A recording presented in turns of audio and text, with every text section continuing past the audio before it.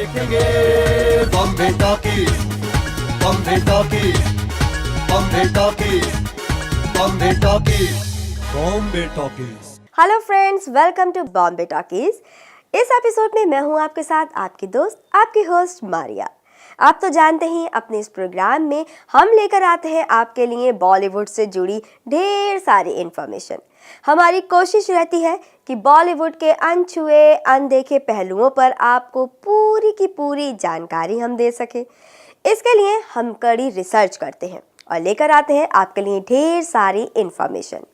Friends, ये तो हम सभी जानते हैं कि बॉलीवुड में कोई एक्टर बनने आता है तो कोई डायरेक्टर, कोई सिंगर बनने आता है तो कोई कॉमेडियन, कोई राइटर बनने आता है तो कोई म्यूजिक डायरेक्टर बनने आता है।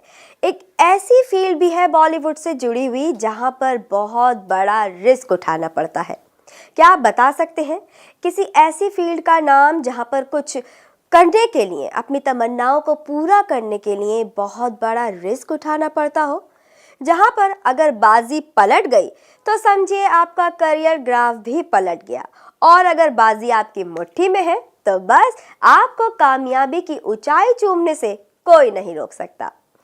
आपकी बेताबी सराखों पर बॉलीवुड से जुड़ी एक ऐसी फील्ड जहां पर कुछ पाने की तमन्ना पे पूरी जिंदगी, पूरा जीवन और बहुत कुछ दांव पर लगाना पड़ता है। एक ऐसी ही फील्ड के बारे में आज हम आपसे ढेर सारी बात करेंगे और इस फील्ड से जुड़े एक बहुत फेमस शख्सियत के बारे में भी आपको इन्फॉर्मेशन देंगे।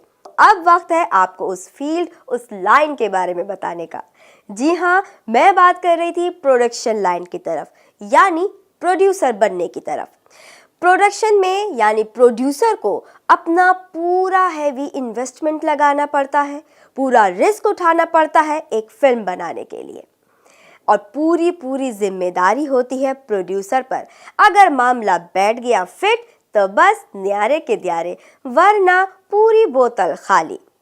प्रोड्यूसर की लाइन में अगर हम बॉलीवुड इंडस्ट्री में से किसी का नाम सबसे पहले उठाना चाहेंगे तो वो है one of most popular respectable producer of film industry, यानी बलदेव राज चोपड़ा, जो कि बी.आर. चोपड़ा के नाम से जाने जाते हैं। बी.आर. चोपड़ा साहब को गोल्डन एरा के आर्किटेक्ट के नाम से भी जाना जाता है। 1914 में लाहौर में पाकिस्तान में पैदा हुए बी.आर. चोपड़ा साहब ने लाहौर से इंग्लिश लिटरेचर में एमए किया। उसके बाद फैसिनेशन टुवर्ड्स फिल्म्स को ध्यान में रखते हुए उन्होंने स्विच ओवर किया एमए इंग्लिश लिटरेचर से फिल्म जर्नलिज्म की तरफ, और फिर कदम रखा फिल्म्स लाइन में। उनके इस फैसले से उनके पूरे परिवार को बड़ी हैरानी हुई। अपने करियर की शुरुआत में बी.आर. चोपड़ा ने साइन हेराल्ड जर्नल के लिए फिल्म रिव्यूज लिखने और एडिट करने शुरू किए। पार्टीशन के बाद बी.आर. चोपड़ा इंडिया में ही रहे और अपने सपनों को पूरा करने के लिए मुंबई का रुख किया। मुंबई पहुंचकर उन्होंने एक फिल्म कंपनी ज्वाइन की एज प्रोड्यूसर। हालांकि जो फिल्म उन्होंने पहली मर्तबा प्रोड्यूस की वो फ्लॉप हो गई, और उसके बाद उन्होंने रुख किया डायरेक्शन का। अपनी पहली फिल्म के लिए उन्होंने अप्रोच की उस समय के बहुत ही फेमस और नेचुरल एक्टर माने वाले अशोक कुमार जी को। अशोक कुमार जी हालांकि इस फिल्म के लिए राजी तो हो गए, लेकिन कुछ सवाल उन्हें बहुत सता रहे थे। वो ये कि बी.आर. चोपड़ा साहब रिफ्यूजी हैं, तो क्या वो फिल्म बना भी पाएंगे या नहीं। लेकिन बी.आर. चोपड़ा ने ना ये सिर्फ बनाई, बल्कि ये फिल्म काफ़ी सक्सेसफुल भी रही। जी हाँ, हम बात कर रहे हैं बी.आर. चोपड़ा की डेब्यू डायरेक्शन फिल्म अफसाना की। उनके फिल्म अफसाना ने सिल्वर जुबली मनाई। इस फिल्म में अशोक कुमार डबल रोल में नजर आए। इस फिल्म की कहानी दरअसल थी टेल ऑफ मिस्टेकन आइडेंटिटी की। इस फिल्म के हिट होने के बाद से बी.आर. चोपड़ा साहब के लिए मानो प्रोडक्शन फील्ड के दरवाजे खुल गए, वो भी एकदम जैकपॉट स्टाइल में। और फिर 1955 में बी.आर. चोपड़ा ने अपना खुद का प्रोडक्शन हाउस स्थापित किया और उसका नाम रखा बी.आर. फिल्म्स। और बी.आर. फिल्म्स की पहली फिल्म थी एक ही रास्ता, जो कि रिलीज हुई 1956 में। एक कामयाब फिल्म मानी जाने वाली इस फिल्म ने डायरेक्शन और प्रोडक्शन दोनों में बी.आर. चोपड़ा का नाम रोशन कर दिया। चोपड़ा साहब की सभी फिल्में सोशली रेलिवेंट होती थी, समाज के किसी न किसी टचिंग सब्जेक्ट पर आधारित होती थी। उनकी फिल्म एक ही रास्ता में उन्होंने विधवा के पुनर्विवाह पर जोर दिया और उसी के इर्द गिर्द अपनी कहानी क्रिएट की। इसके बाद भी उनकी जो भी फिल्म्स आई उसमें पार्टीशन के आफ्टर इफेक्ट्स और मुस्लिम विमेंस के राइट सब्जेक्ट रहे। ऐसी ही उनकी यादगार फिल्म थी 1957 में आई नया दौर, जिसमें उन्होंने इंडस्ट्रियलाइजेशन को, ह्यूमन नेचर को ध्यान में रखकर आगे बढ़ने की सलाह दी। B.R. चोपड़ा साहब ज़्यादातर फिल्म्स उन्हीं सब्जेक्ट्स पर बनाते थे जिन्हें लोग एंजॉय भी करें और कुछ ना कुछ ज़रूर नया और अच्छा सीखें भी।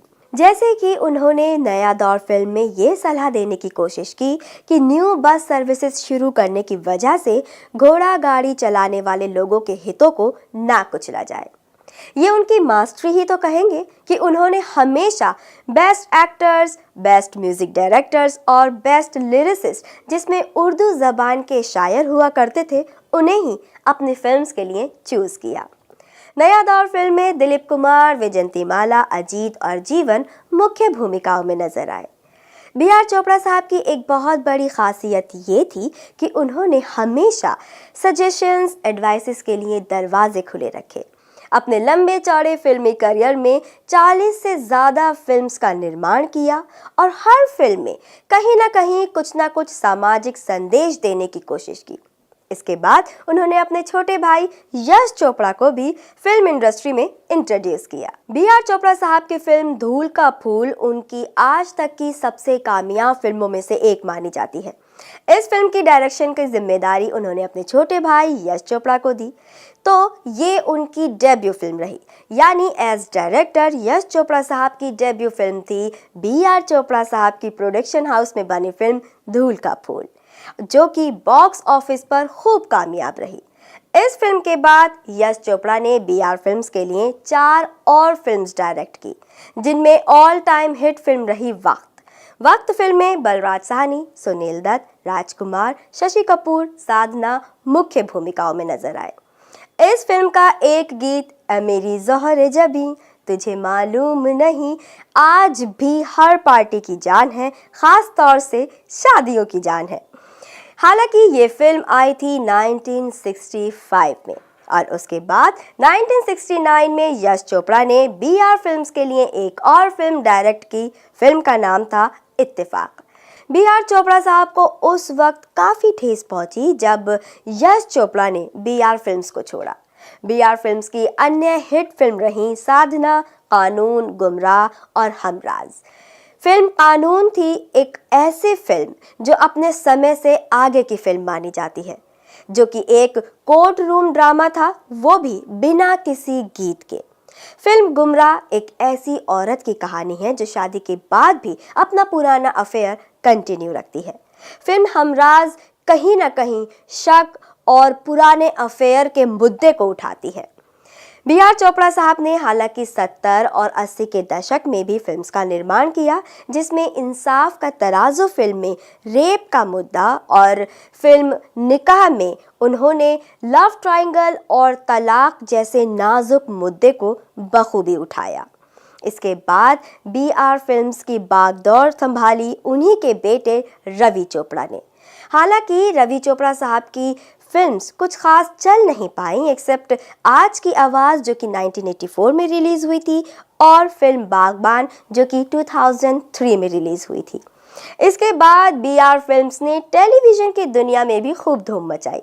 आपको याद होगा सीरियल महाभारत 1988 में जब ये टेलीकास्ट हुआ तो इस सीरियल ने अब तक की सबसे ज़्यादा व्यूअरशिप हासिल की, जो कि 96% से भी अबव थी। और इस वजह से B.R. फिल्म्स और इस सीरियल को Guinness book of world record में भी दर्ज किया गया। दोस्तों, आपको जान के बेहद हैरानी होगी कि इस टीवी सीरियल यानी महाभारत के स्क्रिप्ट लिखने का जिम्मा B.R. चोपड़ा साहब ने डॉक्टर राही मासूम रजा खान साहब को दिया, जो कि मुस्लिम थे। बावजूद इसके उन्होंने महाभारत की स्क्रिप्ट इतने शानदार तरीके से लिखी कि आज तक उसका एक एक संवाद याद किया जाता है, एक एक कैरेक्टर को पहचाना जाता है। साल 1999 में बी आर चोपड़ा साहब को दादा साहब फाल्के अवार्ड से भी सम्मानित किया गया। बी आर फिल्म्स के तले बनी बागबान फिल्म के बारे में ये कहा जाता है कि कहीं ना कहीं आज से 40 साल पहले इस फिल्म की कहानी बी आर चोपड़ा के जहन में थी, लेकिन दूसरे प्रोजेक्ट्स के चलते वो इस फिल्म को बना नहीं सके और फिर सामाजिक पारिवारिक मुद्दों को लपेटे इस फिल्म को बनाया उनके खुद के बेटे रवि चोपड़ा ने साल 2003 में, जो कि एक सुपर डुपर हिट फिल्म साबित हुई। हमारी हिंदी फिल्म इंडस्ट्री को एक नया रूप दिया, नई पहचान दी। उन्होंने अपने फिल्मी करियर में कई सारे अवार्ड्स हासिल किए। बॉम्बे इंटरनेशनल फिल्म फेस्टिवल की तरफ से बी आर चोपड़ा साहब को लाइफ टाइम अचीवमेंट अवार्ड से सम्मानित किया गया। वहीं फिल्म फेयर की तरफ से साल 2004 में भी उन्हें लाइफ टाइम अवार्ड से सम्मानित किया गया। इसके अलावा 1960 में उनके फिल्म कानून के लिए उन्हें बेस्ट डायरेक्टर के अवार्ड से सम्मानित किया गया था।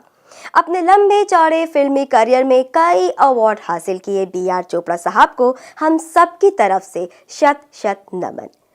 साल 2008 नवंबर में ये शानदार फिल्मों का सौदागर, एक प्रोड्यूसर, एक यादगार डायरेक्टर बी आर चोपड़ा साहब हम सबको हमेशा के लिए अलविदा कह गए और पीछे छोड़ गए अपनी यादगार फिल्म्स, जिसके ज़रिए वो हमेशा हमारी दुआओं में, हमारे दिलों में यूं ही रहेंगे। फिलहाल आपसे इजाज़त लेना चाहूँगी, आज का ये एपिसोड यहीं समाप्त करने की। तब तक के लिए अपना ख्याल रखिए, हंसते रहिए, मुस्कुराते रहिए। नमस्कार। देखेंगे Bombay talkies, Bombay talkies, Bombay talkies, Bombay talkies, Bombay talkies.